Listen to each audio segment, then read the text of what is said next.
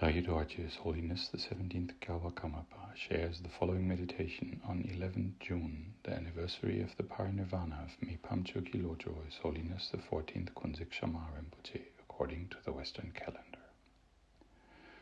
The awakened ones never ventured anywhere else. The unawakened ones never came from anywhere else. The string of endless beginnings is just a figment. The string of endless finales is just a figment too. If it's comforting to accept this, then one can do that. What is in between the endless beginnings and the endless finales? Is it not that the in-between is also just a figment? So nothing really goes or comes. All there is just cycles of figments. The awakened ones set sail on this beginningless current of the ocean. They have no purpose for themselves to sail. To them, ports are as relative as islands or lands. Islands and lands are as dynamic as the ocean. They only move slower. So it makes no sense to the awakened ones to believe ports and shores to be static. They just sail.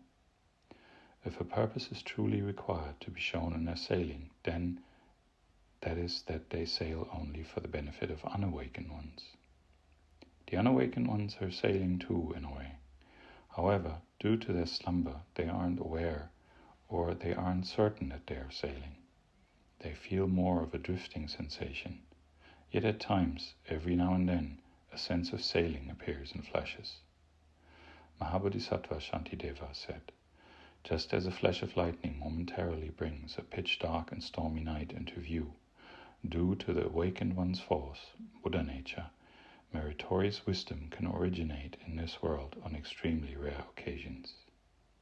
During these momentary flashes, which are almost like disturbed sleep, some awareness that the unawakened one's experience is most of the time ignored and passed by and therefore forgotten.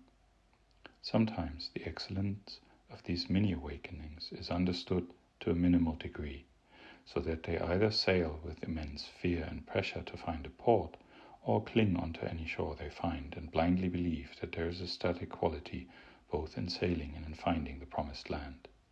So they go in circles forevermore, swimming, swimming, walking, walking, flying, flying, and then doing it all over repeatedly with this desperate chase like hope and fear.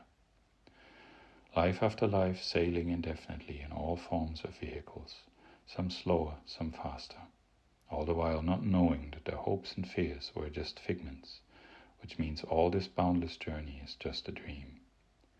It's a kind of debt that they bring on to themselves, and it becomes impossible to forgive. That doing, that karma, further deepens their dreaming. Because of it, the awakened ones can't wake them up just like that. Instead, they sail with them, consciously all the way through. As captains, as first mates, as sailors, as passengers. They learn with them, they unlearn with them. They succeed with them, they fail with them.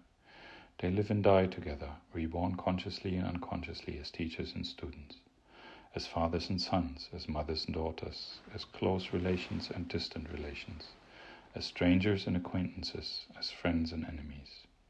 Over and over again, as if the awakened ones were truly as lost as the unawakened ones, even if it means that the awakened ones have to journey seemingly for an eternity. May supplemental tidings of such a kind wear out the dreariness of our hearts from journeying, from the dreariness of to and from the dreariness of seeing to and from as separate. May we wake up to the inseparability of to and from. May we wake up to the passing and the returning of the awakened ones as their benevolent display.